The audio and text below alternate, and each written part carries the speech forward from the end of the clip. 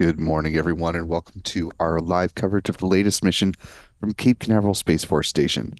I'm Will Robinson Smith. I'll be providing our commentary for the duration of this coverage.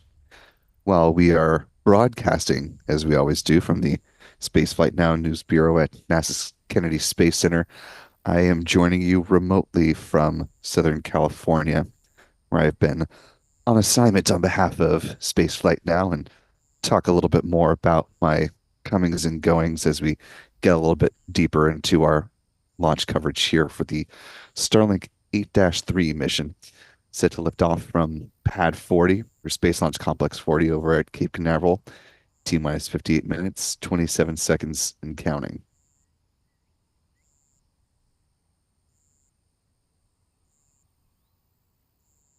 We've got most of our usual crew out with us today.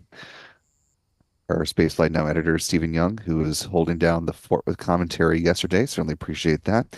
He's back wearing his regular hat, running the technical operations of the broadcast. Our photographer, Adam Bernstein, is preparing to track the rocket when it's ready to launch, do some still photography as well. Michael Caine has this morning off, but if you'd like to follow either of them, we'll go ahead and bring up their handles on social media, and you can see where you can follow them on X, formerly known as Twitter.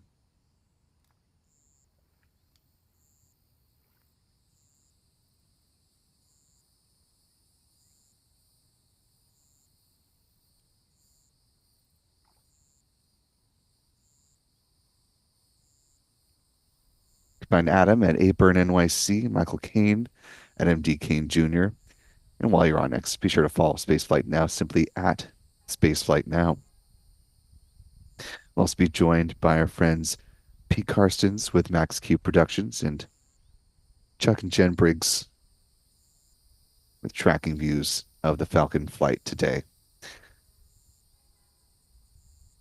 Currently T minus 56 minutes, 54 seconds and counting. I want to start by thanking the more than 813 of you who are waking up early with us on a Saturday morning. Hope your weekend is getting off on a good foot. Appreciate you being here. If you haven't already, like to help us out, be great if you could hit that like button, get things going, allow the YouTube algorithm to do its thing and bring in some more folks to our live coverage. We'd certainly appreciate it.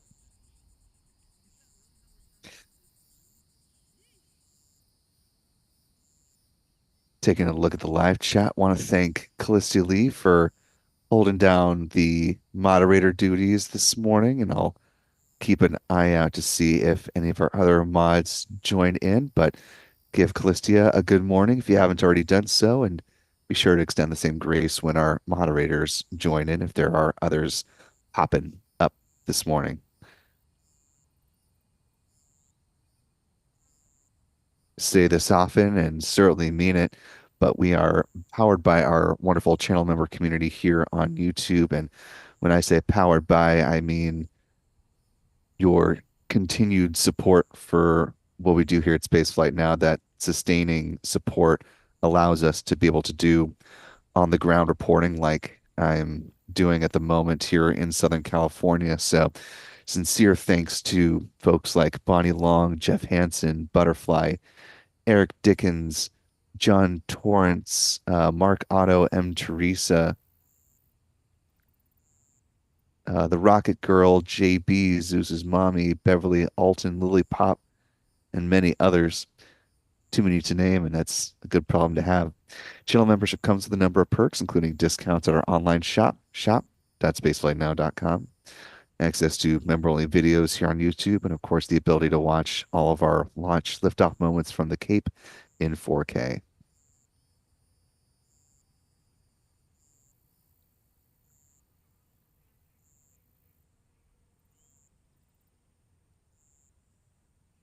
And speaking of channel members, want to welcome Carl Northeast joining us with channel membership at the pad leader level.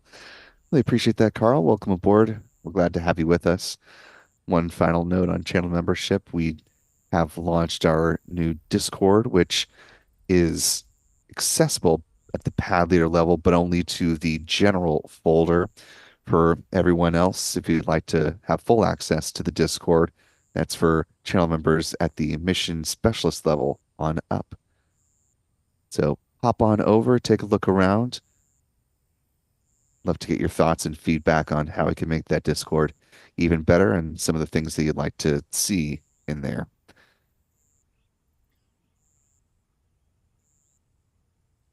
Last but not least, if you'd like to chip in, but channel membership is just not a workable option for you, we certainly understand, but appreciate all the YouTube super chats. If you have a comment or question, if your comment or question is appropriate to be on the show, we'd love to bring you into the conversation talking about this launch or other happenings in the realm of space. And it has been a doozy of a space week. So I'm sure there may be a number of things that y'all would like to talk about. And of course, feel free to just talk amongst yourselves in the live channel. Also, try to keep an eye out for relevant member comments there. But want to thank, speaking of one of our channel members, Ralph Kilka, joining with a $10 super chat, simply saying coffee. Unfortunately, coffee is not my advice. I'm more of a tea guy myself, but I know the rest of our team is powered by a smooth cup of Joe. So that's very much appreciated, Ralph. And thanks to Mark Otto for gifting 10 Spaceflight Now memberships, getting us off on a good foot with a good bit of generosity. Appreciate you, Mark. And to our newest 10 channel members, welcome aboard. Be sure to thank Mark in the live chat if you haven't already. I mentioned Chuck and Jen joining us with tracking views. This camera view you see here on your screen is courtesy of our friends there.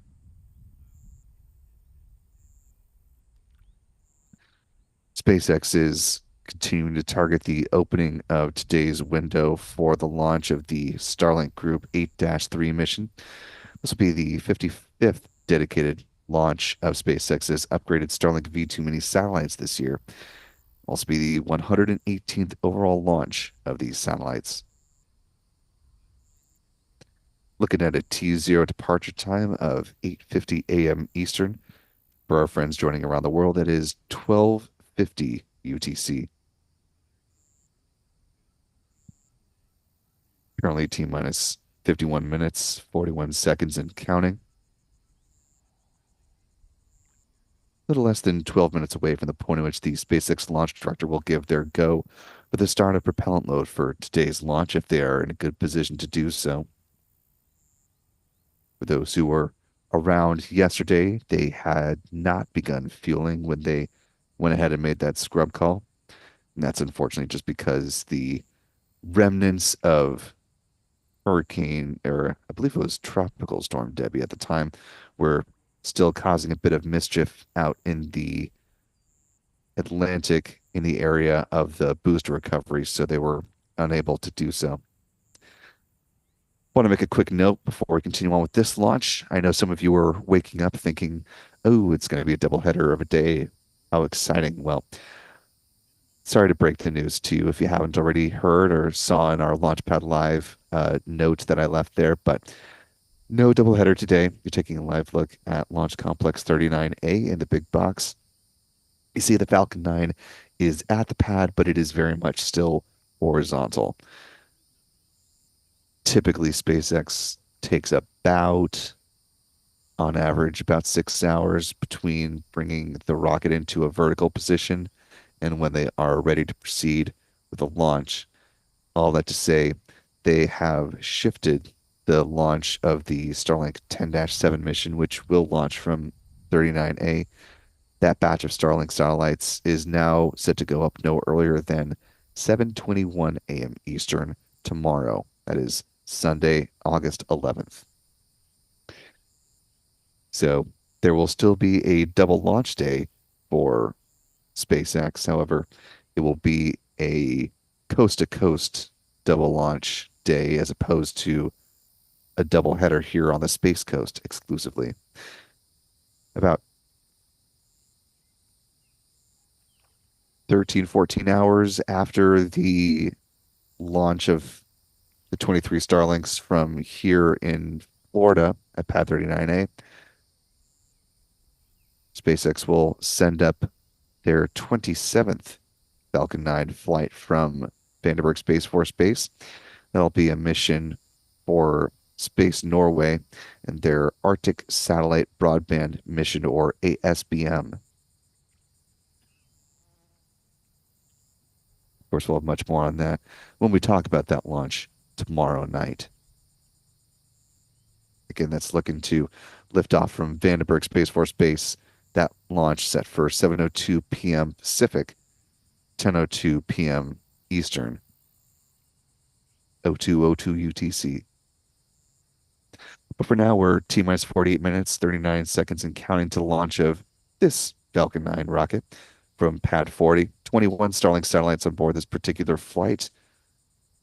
And as is the new custom, it seems, when there are 21 Starlinks on a flight, that's a good indication you've got 13 direct to cell satellites on board, which is, in fact, what we have on tap today. SpaceX continues to grow their direct to cell piece of their constellation. With this mission, there will be a total of 142 of those direct to cell Starlink satellites in low Earth orbit. We're now just a hair under 10 minutes away from the SpaceX launch director making that call on the start of prop load.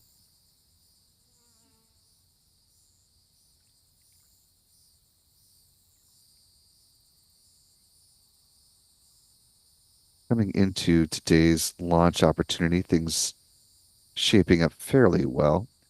The 45th Weather Squadron forecast a 90% chance of favorable weather at liftoff. If SpaceX does need to slide further into the window, though, conditions do deteriorate a bit.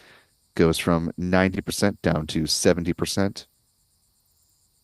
As you can see in our wide shot here, it's a pretty beautiful morning on the Space Coast. So if all is well technically with the rocket, weather should not be a constraint to launch today. Let's go ahead and talk about the launch countdown timeline for those who would like a refresher, or perhaps you're new to a Falcon 9 launch. Either way, we like to make sure everyone's on the same footing. And so let's go ahead and talk about the milestones we're looking towards as we continue to roll on with the countdown. As I mentioned, we're coming up on the T minus 38-minute mark when the SpaceX launch director will give their go for prop load. The SpaceX conducts an electronic poll, so if they are ready a little bit early, they can go ahead and step into that before the T minus 38-minute mark. That's just a general placeholder time. But once the go ahead is given, fueling does start at the T minus 35-minute mark with a couple of different events. First is loading RP1, or rocket grade kerosene, both the first and the second stages. And at the same time, liquid oxygen is loaded on board the Falcon 9's first stage. T minus 16 minutes, second stage LOX load begins. But before that, we'll see the so-called big vent from the strong back. The feed lines are being chilled at the launch pad. Now that process starts at T minus 20 minutes and 50 seconds. However, we see it manifest as the big vent. It used to be about T minus 20 minutes and 20 seconds. The last number of launches, it's been creeping up a little bit earlier. So you see it at about T minus 20 minutes and 30 seconds. Don't be surprised. It's somewhere in that pocket these days. T minus 7 minutes, the chill down of the 9 Merlin 1D engines gets underway. That involves flowing a small amount of liquid oxygen through the plumbing and turbo pumps, protecting the engines from the risk of thermal shock and damage during the startup sequence. About 6 minutes before liftoff, the first stage kerosene tank should be full. Then in T minus 4.5 minutes, we'll see the strong back retract sequence begin. It starts with the clamp arms underneath the payload fairings opening up, and then the transporter erector with a strong back will recline about 1.5 degrees away from the Falcon 9 rocket. It stays in that position until liftoff, at which point it'll pull back in a much more rapid fashion to clear the way for the vertical climb of the Falcon 9. About 3 minutes out, the first stage liquid oxygen tank should be full. T minus 2 minutes. Second stage LOX load is complete. At that point, the Falcon 9 is fully loaded with 1 million pounds of propellant. In the final 60 seconds, control of the countdown is handed over from the ground sequencer to the Falcon 9's onboard flight computers. The propellant tanks are brought up to flight pressure. SpaceX launch director will give their go for launch 45 seconds before that moment. The engine ignition command is issued at T minus 3 seconds.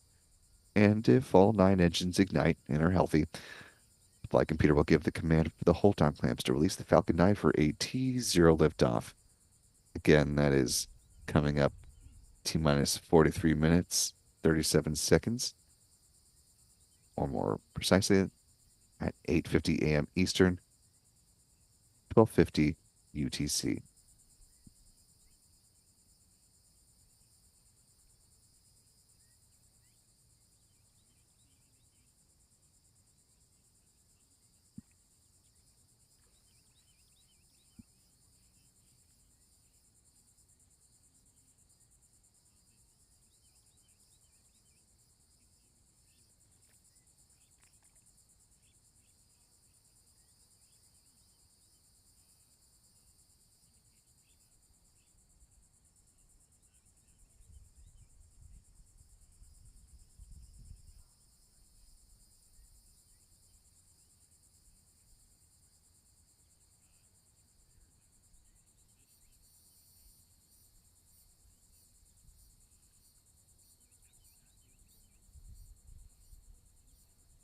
Currently T minus 42 minutes, 32 seconds and counting.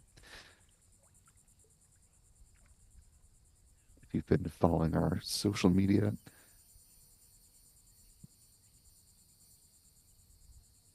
you may have seen part of what I've been up to down here in Southern California. A couple of days ago, we had the opportunity to head over to JPL, or the Jet Propulsion Lab in Pasadena, California, a little bit north of central Los Angeles area. And we talked to a number of folks and see more of that reporting in the days and weeks to come. But we did have the uh, great fortune of being there on the day that they formally decommissioned the Neowise spacecraft. As the Near Earth Object Wide Field Infrared Survey Explorer, first launched as WISE back in December of 2009 on a Delta II rocket, lifting off from Vandenberg Air Force Base at the time. It began a roughly 7-month mission to survey the sky. Its mission eventually turned into, as the name suggests, searching for near Earth objects, mainly asteroids and comets, and clocked more than 3,000 of those objects during its more than decade run. It will be supplanted by the upcoming Neo Surveyor spacecraft, something that a lot of folks in the space community have been pushing for, and it is, in fact, moving forward, set to launch now no earlier than September of 2027.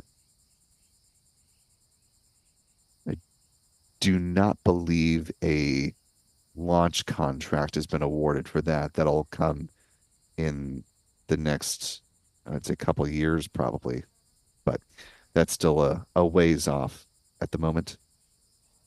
We had the chance to catch up with the principal investigator for both Neowise and upcoming Neo Surveyor, get a look at some of the flight hardware in one of the clean rooms of that new infrared telescope, which is just starting to be assembled there at JPL.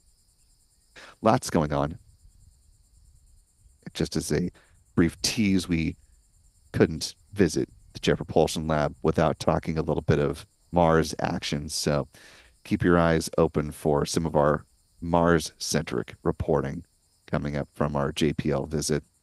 Again, that'll be both on our website, spaceflightnow.com, as well as here on YouTube. So if you haven't already, now is a great time to hit that subscribe button. If you haven't already, be sure to follow our coverage.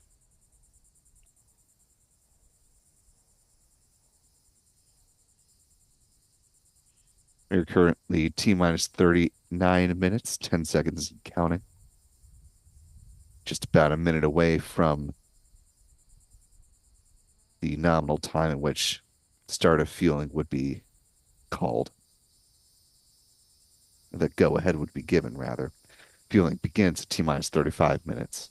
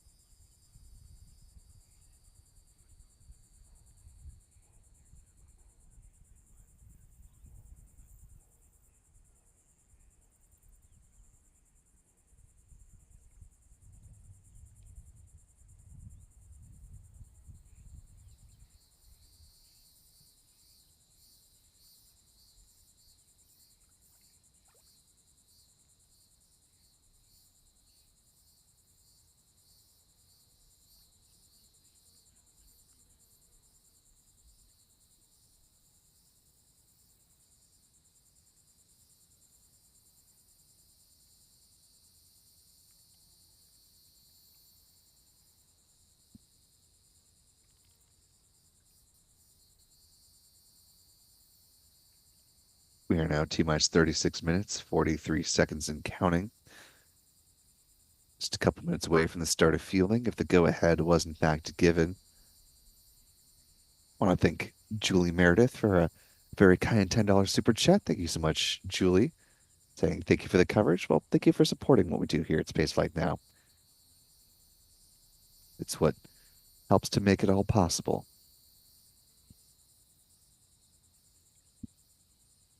And as we are about to head into the start of fueling, before we go ahead and hit on that point, let's talk about where this Falcon 9 will be going. Let's talk a little trajectory, shall we?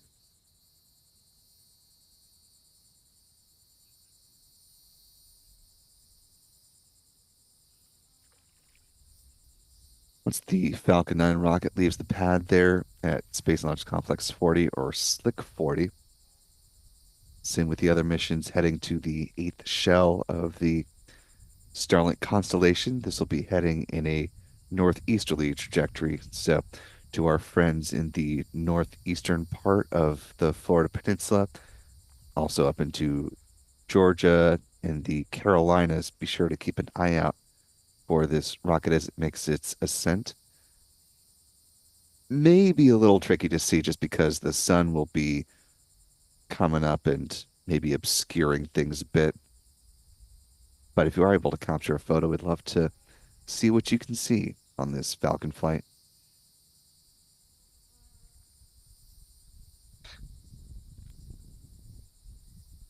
And we do have word from SpaceX that weather is improved to 95%, and they are just about to begin propellant load as they were tweeting that. And in real time, prop load has now begun on the Falcon 9 rocket, getting ready to send up 21 Starlink satellites, again, 13 with the direct-to-cell capability. Coming back to trajectory here, following stage separation, the first stage booster will land on the SpaceX drone ship. Just read the instructions. If successful, this will be the 88th booster landing on this particular drone ship and the 336th booster landing for SpaceX to date. Of course, SpaceX also wants to recover the payload fairings since it saves about $6 million per recovery effort. So they will use one of their recovery vessels to scoop those up, bring them back into Port Canaveral for refurbishment and use for a future flight, is what that process looks like as they're bringing them aboard the recovery vessel.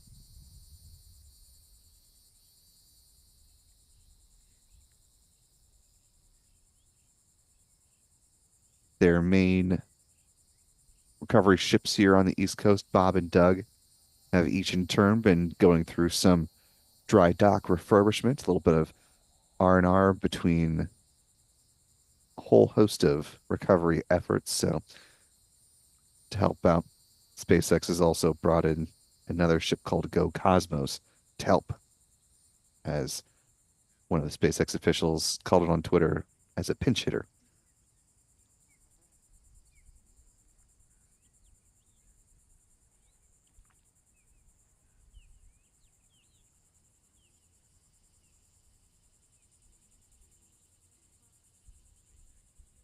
We're now T minus 32 minutes, 47 seconds in.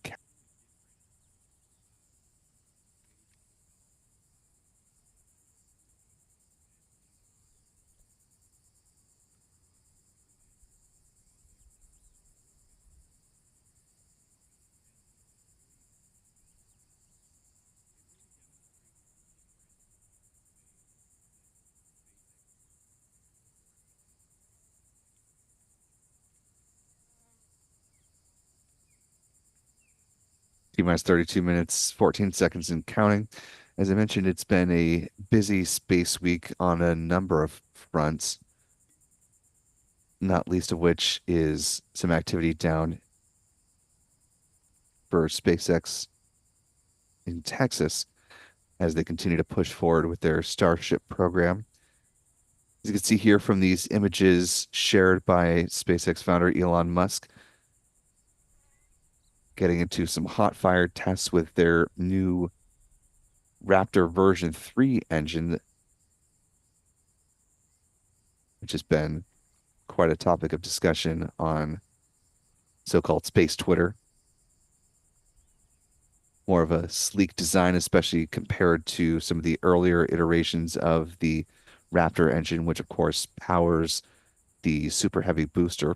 Currently, there are 33 Raptors on the booster, but as we've learned in postings from the FAA regarding Starship operations here in Florida, future iterations of the Super Heavy booster will have 35 of these Raptor engines on board.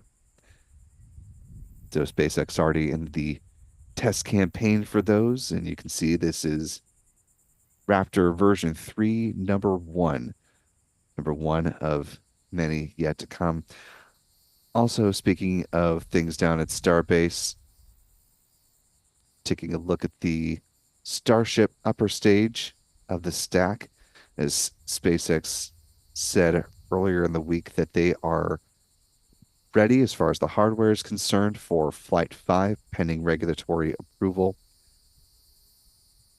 And as they shared with their mission patch for this, they fully intend to make an attempt to catch the Super Heavy booster with their launch tower there, known affectionately by SpaceX as Mechazilla.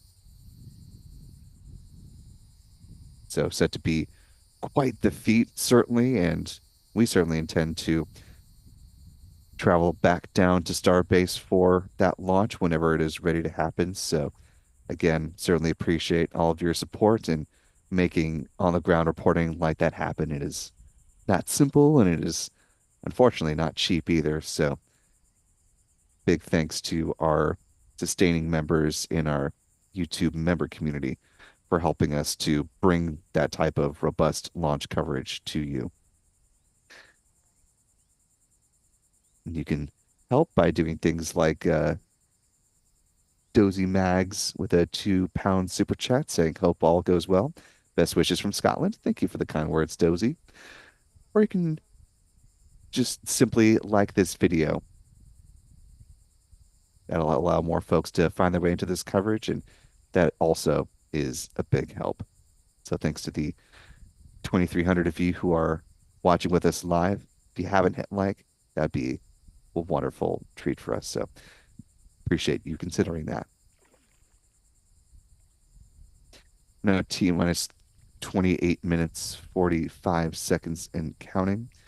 At this point in time, SpaceX is just a couple minutes in the process of loading cryogenic helium into the pressure vessels on the Falcon 9's first stage.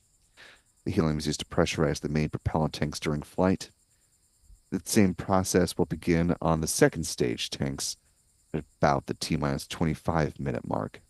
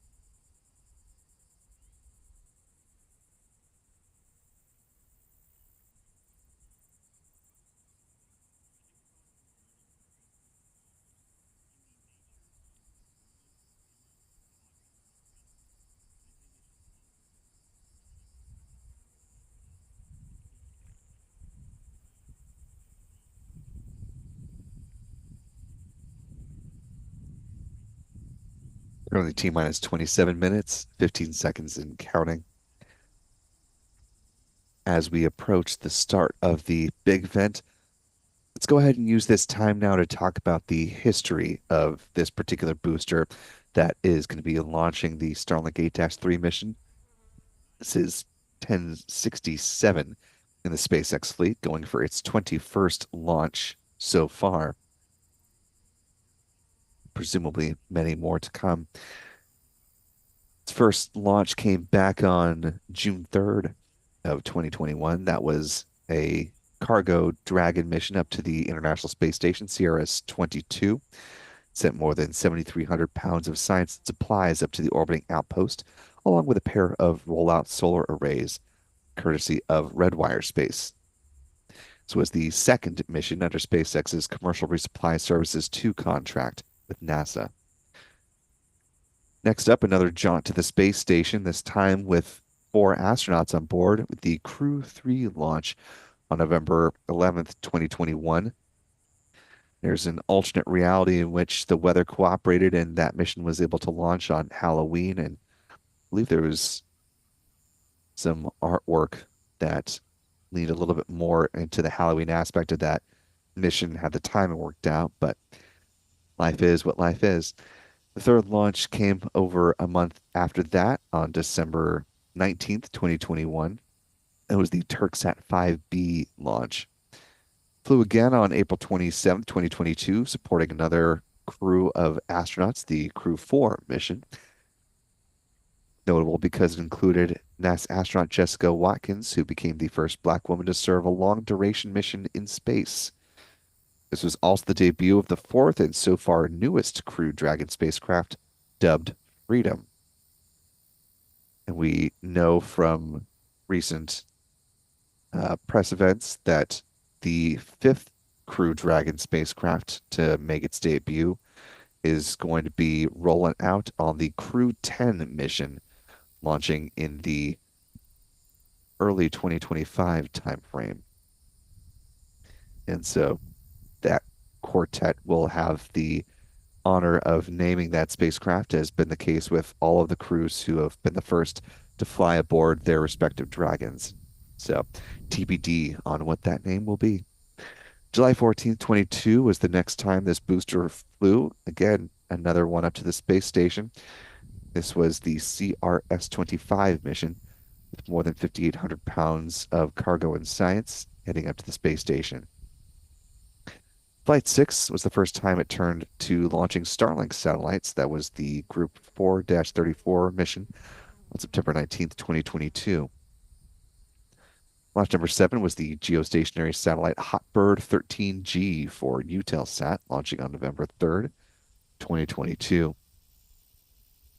Final launch of that year came on December 16th with the launch of Luxembourg-based SES and their O3B mPOWER 1 and 2 satellites manufactured by Boeing. Missions 9 through 11 were all Starlink flights. Those included Starlink 5-2 on January 26th, 5-5 on March 24th, and 5-9 on May 14th. Launch number 12 was on June 18th when it launched the Satria, a communications satellite for Indonesian company PSN. Launches 13 through 16 were Starlinks as well. Those were 6-10 on August 17th, 6-22 on October 13th, 6-29 on November 22nd, and 6-35 on January 4th of this year. Launch number 17 was the Telkomsat Meraputa 2 satellite, which lifted off from Pad 40 on February 20th. And then bringing us up to the present, launches 18 through 20 were all Starlink flights. Those were 6-45 on March 31st, 6-55 on May 3rd, and 8-5 on June 5th. Which, of course, brings us to today and the anticipated launch of the Starlink 8-3 mission coming up in 22 minutes, 28 seconds.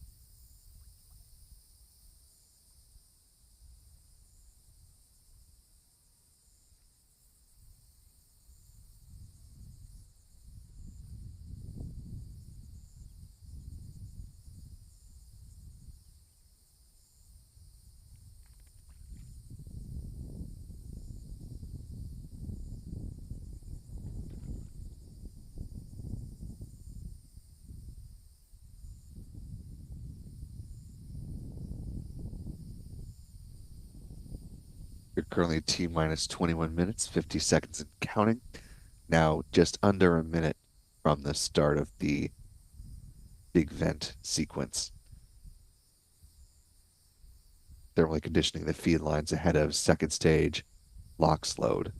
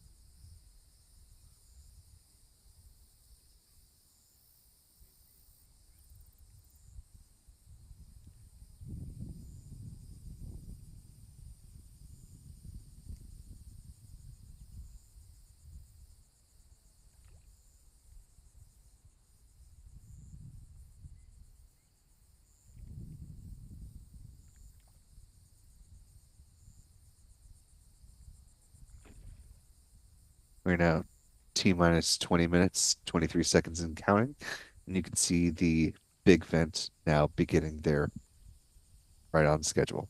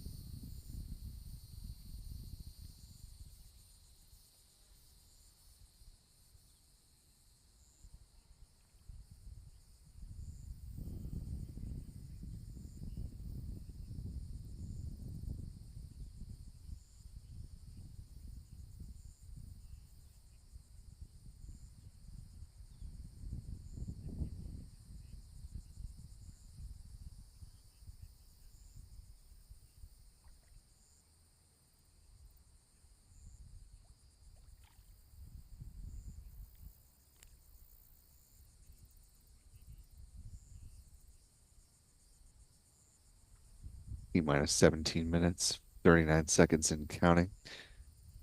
Got just about a minute left on the big vent here. That'll wrap up at about T minus 16 minutes and 30 seconds. 30 seconds after that, at the T minus 16-minute mark, is when second stage liquid oxygen load will begin. As we approach that milestone, taking a look at the live chat here. First off, I want to thank the 3,700 of you that are joining with us live this morning. If you haven't already, be sure to hit that like button to allow some more folks to find their way into our live coverage. And want to thank some folks for their support this morning. Our thanks to one of our wonderful channel members, Norman Reitzel, joining us today. Good to see you again, Norman. Appreciate the $5 super chat as well. Natasha Girl with a $2 super chat saying, greetings from Port Canaveral, best part of the cruise. Well, hopefully there's still some good Blue Origin, New Glenn, and Falcon booster activity happening in port for you. And maybe you'll get to see the Falcon 9 launch from the ship's deck if you're, well, I'm not sure if you're sailing in or sailing out, but since it's Saturday morning, I'm guessing sailing out. But let us know. Don Pierce with a $2 super chat. Thank you, Don. See the big vent has tapered off. Second stage LOX load is about to commence.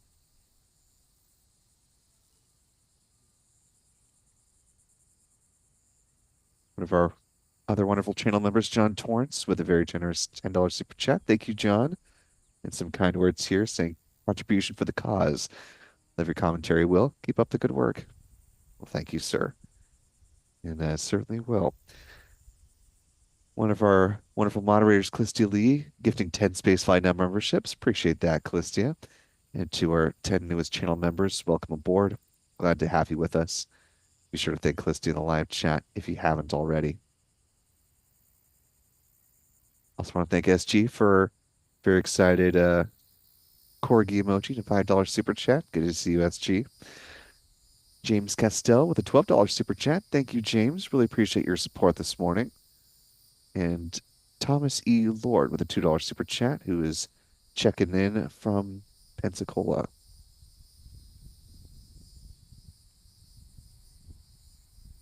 Spent a good amount of time in Pensacola when I used to be a reporter with Fox 10 News down in the Mobile, Alabama market.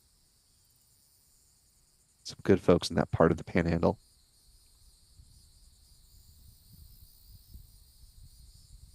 And of course, you gotta head over to NAS Pensacola when you have a chance to see the Blue Angels fly. If you've never seen them perform in an air show, it is quite the feat. Highly recommend it. Also, a lot of good other aerial performers and a really good aviation museum down there. So lots to do in Pensacola, including if you were there for the New Year's Eve part of the year. They have their version of the ball drop you see in Times Square, New York. However, Pensacola does it a little bit different, as a lot of cities around the country do. They have a pelican drop, not a live pelican, of course, but a spectacle nevertheless. But I digress. We're at T minus 13 minutes, 50 seconds, and counting to the launch of this Falcon 9 rocket, Starlink 8-3 mission on tap today.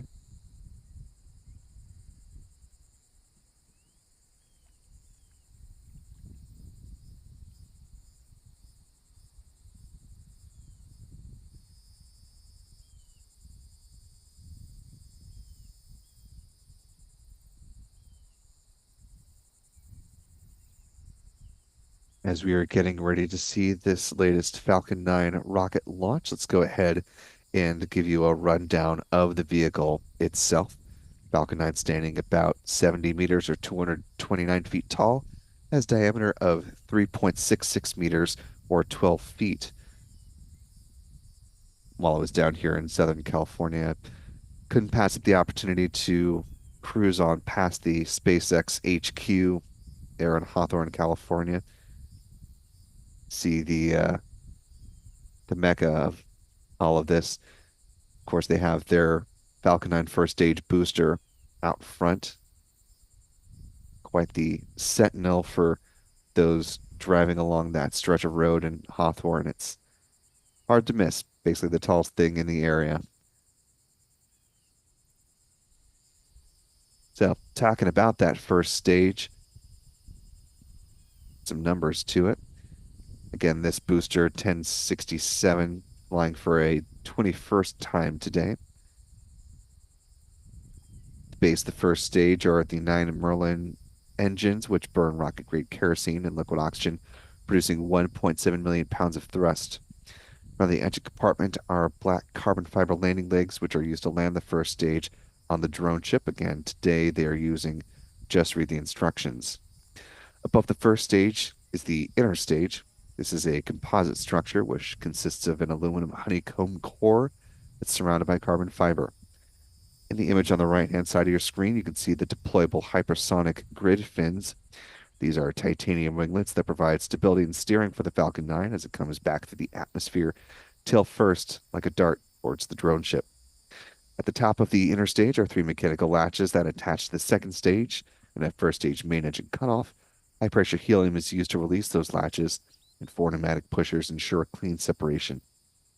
Second stage engine nozzle is also housed safely inside the inner stage adapter until stage separation. Speaking of that second stage, the upper stage of the Falcon 9 powered by a single modified Merlin engine called a Merlin vacuum engine, or an M-vac engine. It's equipped with a large nozzle, sometimes a stubby nozzle, which is optimized for burns in the vacuum of space. It produces more than 200,000 pounds of thrust, and it will be fired twice on today's flight, placing the 21 Starlink satellites into their intended orbit. SpaceX will reserve that shorter nozzle for upper stage burns where they don't quite need as much oomph, but they will be using the longer nozzle version today.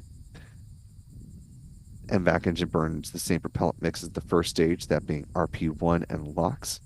Following satellite deployment, it will ignite for a third time to deorbit the upper stage, drives it back into the atmosphere where it burns up, helping to eliminate the risk, creating any unnecessary space debris on this mission. Finally, at the top of the stack here are the payload fairings, which are currently encapsulating the 21 Starlink satellites. Fairings are made up of a carbon composite material. They are 13.1 meters or 43 feet tall, and 5.2 meters or 17.1 feet in diameter. 2 halves of the fairing will be recovered a little bit further downrange from where the booster lands on the drone ship, and they will be brought back to Port Canaveral, turned over to Cape Canaveral Space Force Station, where again SpaceX will refurbish them and turn them around for future flights.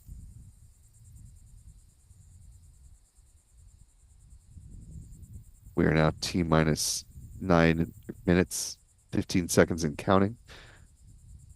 Just a couple minutes away from the start of the engine chill down sequence of those 9 Merlin 1D engines.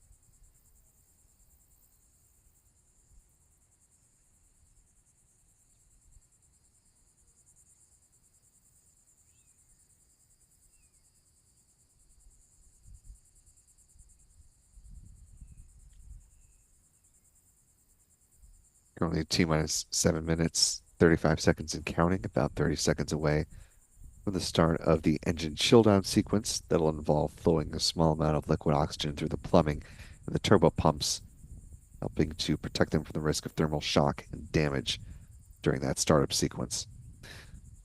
Mentioned the countdown timeline. Let's go ahead and talk about the other side of the coin. Of course, once the Falcon 9 leaves the pad at T0, these are the nominal sequence of events that we are anticipating for this flight. T plus 1 minute, 10 seconds, the rocket will begin to pass through Max-Q, or the point of greatest aerodynamic pressure on the vehicle.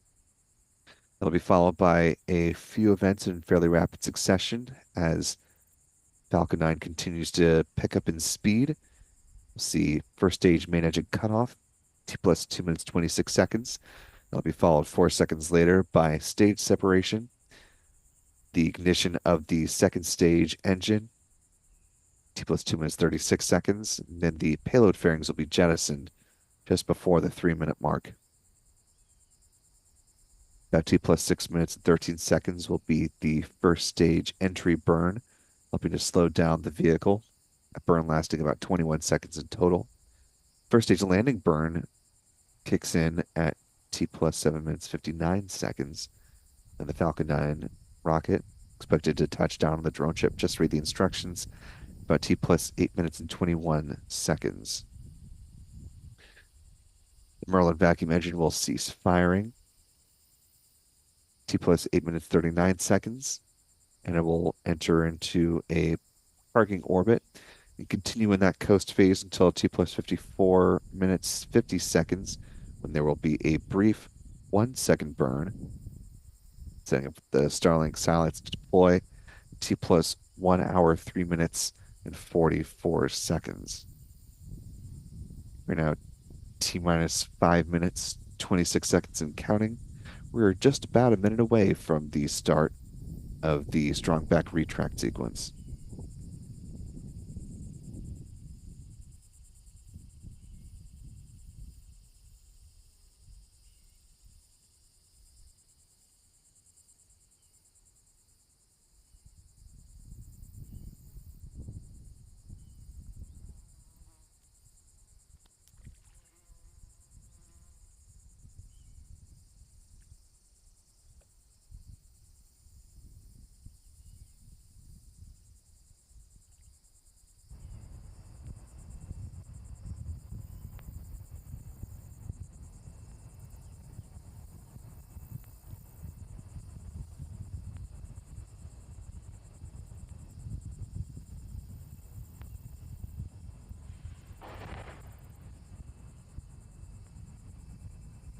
Falcon 9 tanks are pressing for strong back retract. Strong back lower has started.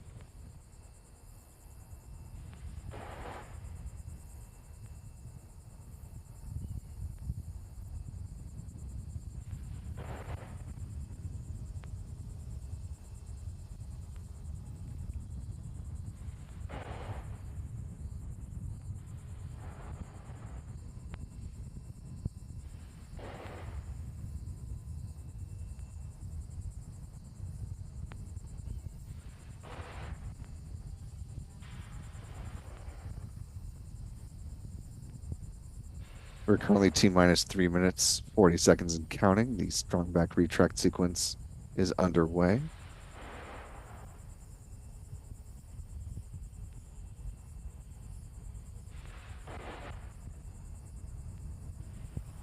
Just a quick bit of housekeeping here. You'll notice the difference between our countdown clock and what you see there from the SpaceX feed. Excuse me. Our countdown clock is in real time. SpaceX coming in on a slight delay, so we'll be calling things out based off of real time. We're coming up on the conclusion of first stage liquid oxygen load.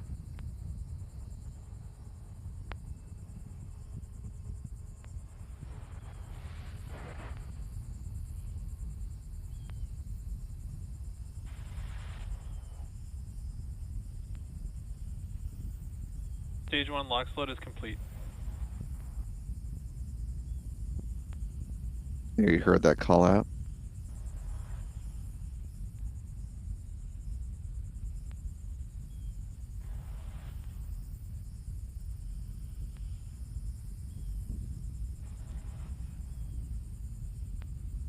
And we've got someone with a little, I don't know if you call it a paddle board, but not entirely sure if they're aware that SpaceX is about to launch a rocket behind them in the next 2 minutes.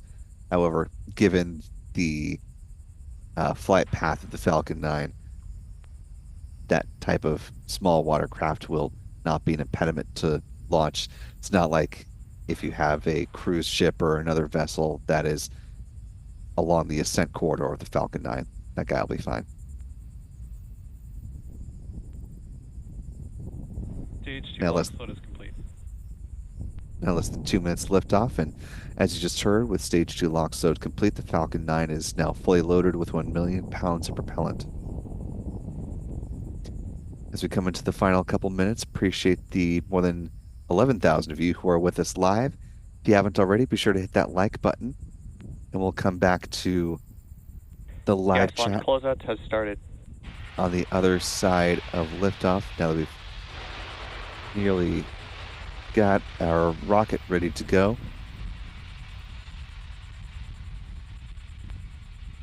Do want to just quickly give a shout to Mr. Jim Egger for a very generous $50 super chat, saying, at least being Jim Egger watching the launch from Snoqualmie, Washington. Go SpaceX. Falcon Venting 9 your is in startup. those ground gas closeouts.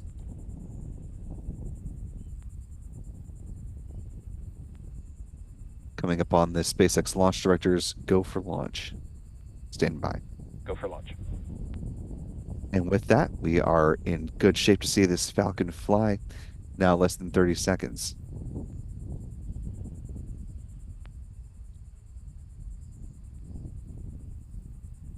30 seconds. 15 seconds. And here we go in 10, 9, 8, 7, 6, 5, 4, 3, 2, 1. Engine ignition and liftoff of the Falcon 9 on the Starlink 8-3 mission. The Falcon 9 has cleared the tower.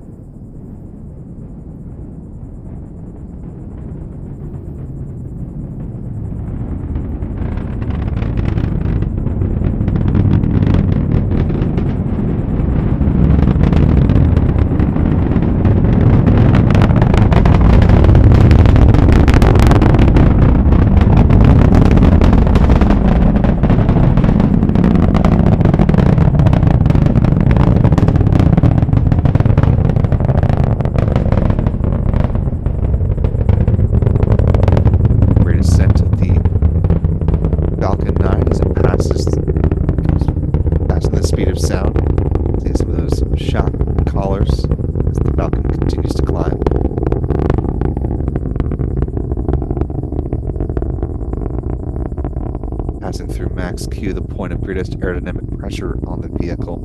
We're coming up on those three events in fairly rapid succession here, as we continue to see some great tracking views from our team. The first stage main engine cutoff at T plus 2 minutes and 26 seconds, followed 4 seconds later by stage separation. Second stage engine start, coming up at T plus 2 minutes 36 seconds, and then fairing separation just before the 3-minute mark. Did hear the call that the Merlin vacuum engine is being thermally conditioned at its burn beginning.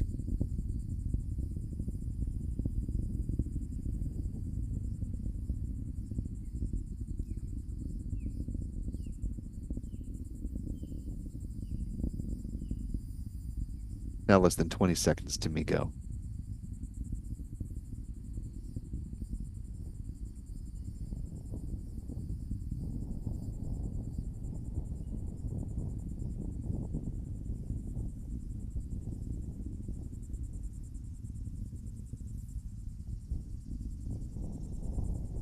See me go.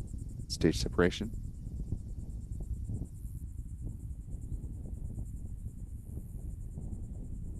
SES-1.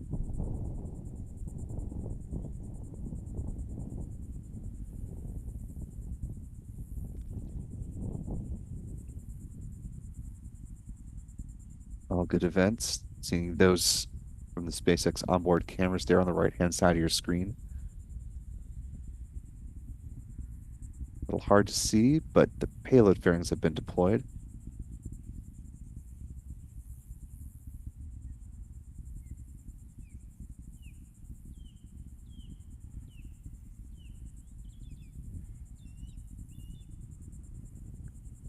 See those satellites with the direct to cell with the white dots, and there go the payload fairings from the SpaceX onboard camera. Just off the edge of the Merlin vacuum engine from this camera perspective.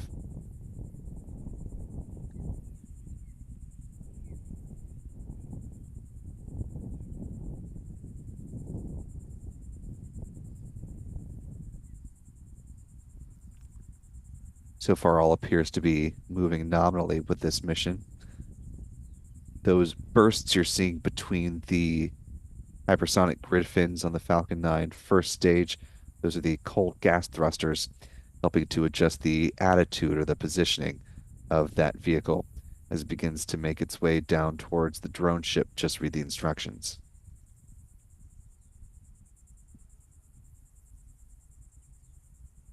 We're now just a little bit under 2 minutes away from the start of the first stage entry burn beginning. Kind of shooting into the sun a little bit here, so unclear if we'll actually be able to see the entry burn with our ground-based cameras. We will scout for those, and if we are able to spot it, we will, of course, bring those to you. But just bear in mind, there are some clouds between us and the booster. And again, the position of the sun does not play in our favor as far as seeing that from the ground. But if we can spot it, we'll bring it to you. Now T plus 5 minutes, 6 seconds and counting. Just about a minute away now from the entry burn beginning.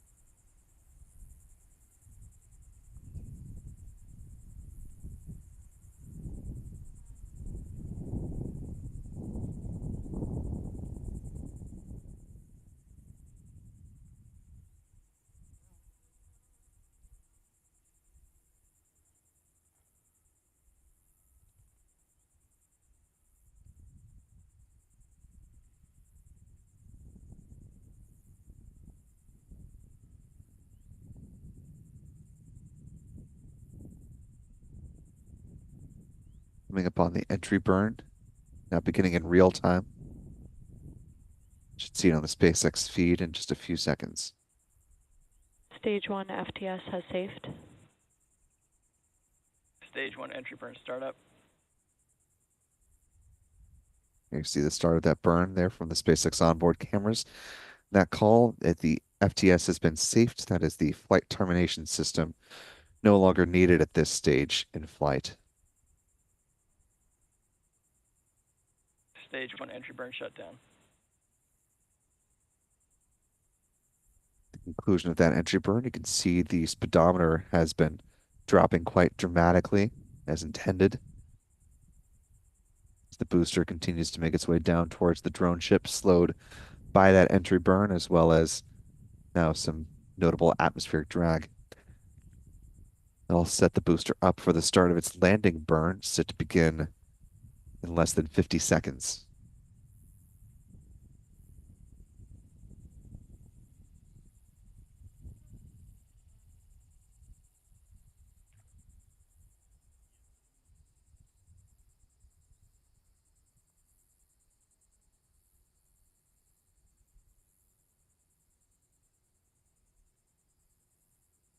Stage 1 transonic. booster traveling below the speed of sound.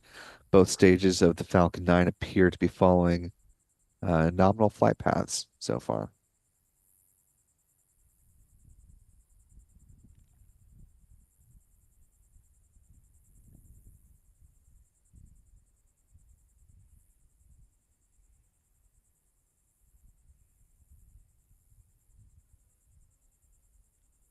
Stage 1 landing burn.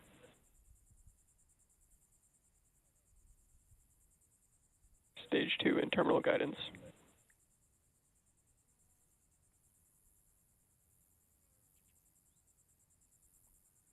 Stage 1 landing leg deploy.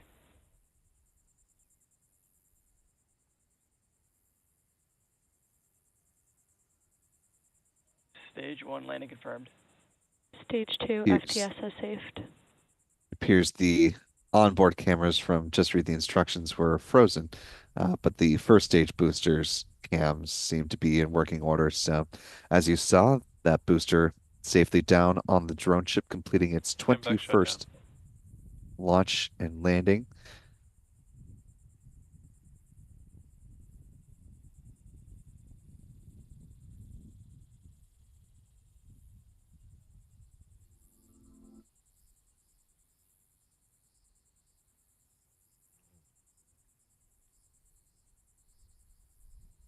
And with the conclusion of the upper stage burn, again, it enters into that parking orbit where we'll coast until T plus 54 minutes and 50 seconds.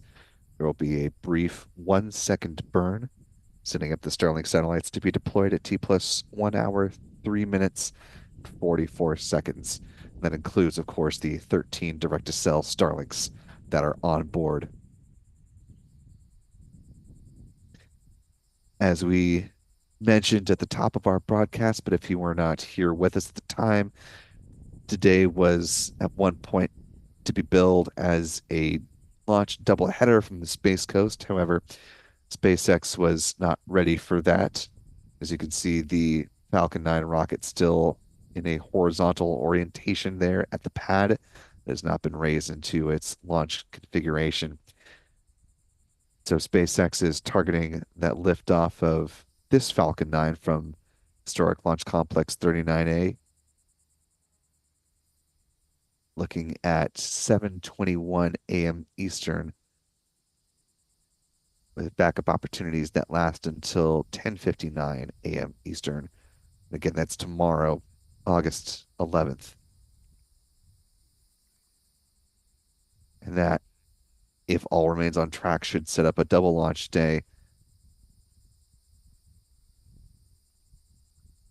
with a mission from Vandenberg Space Force Base, that lifting off at 7:02 p.m. Pacific. It's 10:02 p.m. Eastern, 02:02 UTC. Before we close out with our mission stats as they currently stand, let's thank a few more folks for their support. Certainly appreciate you. Want to give you your due for helping us out today.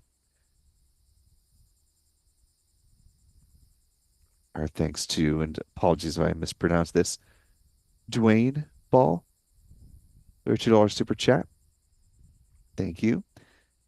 Inside Steve's head with a $5 super chat, sharing a message outside his head saying greetings from Northeast Ohio. Infinite Being with a $2 super chat, sharing unconditional love to all. A lovely message. Christopher Craighead with a $5 super chat, saying hello from North Merritt Island and saying thank you guys. Thank you for the awesome coverage of every launch. And certainly want to make sure we are here for the community for all these launch opportunities, not only because it is a nifty thing to see a rocket launch. We want to bring you the best possible views of it, but also to make sure everyone is educated on what's going up, why it's going up, and in the unlikely events that something were to go awry, as a bit of public safety service, want to keep you as thoroughly in the know as possible if something were to go amiss with one of these missions. Mike Dedzik with a $1 super chat. Thank you, Mike. Michael McGrory gifting a Spaceflight Now membership. Really appreciate that, Michael. And Nelson Reyes gifting 5 Spaceflight Now memberships. Appreciate that, Nelson. So, to our new 6 channel members, welcome aboard. We're glad to have you with us. Be sure to thank Michael or Nelson in the live chat if you haven't already. And speaking of Nelson, comes back with a $10 super chat saying, thanks, Will, and the crew for great coverage. Appreciate you as always, Nelson, for helping to make that coverage possible with ongoing support. Let us now turn to the mission stats as they currently stand. Now we've got a good liftoff and landing of the first stage booster here today, marking the 21st flight for 1067. This was the 361st Falcon 9 launch to date.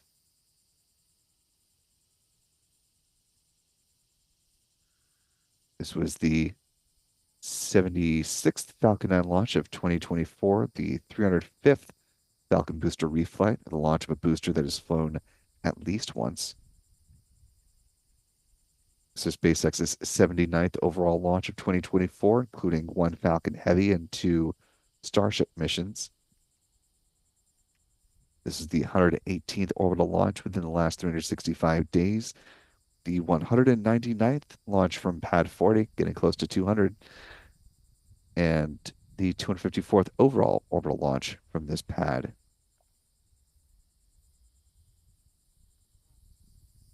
Taking a look at the pie chart as it currently stands. For the Falcon family, a slight typo, of course. This is August 10th, but here's where we stand with 77 Falcon missions on the board so far.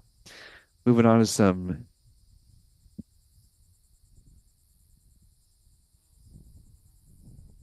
industry stats.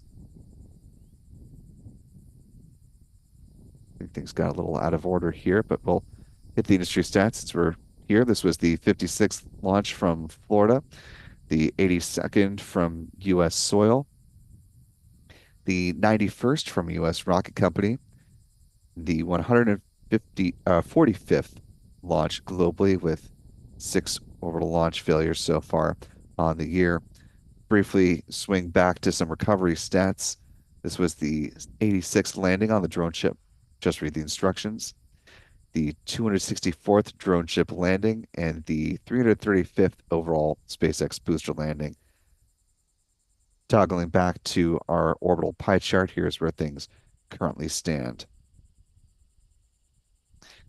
And again, looking ahead to a pair of missions tomorrow, we're also keeping our eyes on what's happening with Rocket Lab, which is set to launch its next mission just a little bit more than a week after its last flight. This is the flight that was set to be the 51st launch for Rocket Lab for Capella Space, but they wanted a little bit more time to work on the payload, so they moved up another launch for Synspective. And now Capella Space is ready to go. So looking at the launch of Electron from New Zealand on a mission called A Sky Full of SARS. A little play on words as Rocket Lab is wont to do. SARS standing for Synthetic Aperture Radar. It's a type of Earth imaging spacecraft. That'll be launched again on behalf of customer Capella Space, coming up around the same time of the now shifted second Falcon launching from the Space Coast again from Pad 39A. You can see the transporter rector now brought up right here, part of SpaceX's process of turning around the pad as quickly as possible. And that'll go ahead and do it for our live launch coverage of the first of, again, 3 potential Falcon missions this weekend.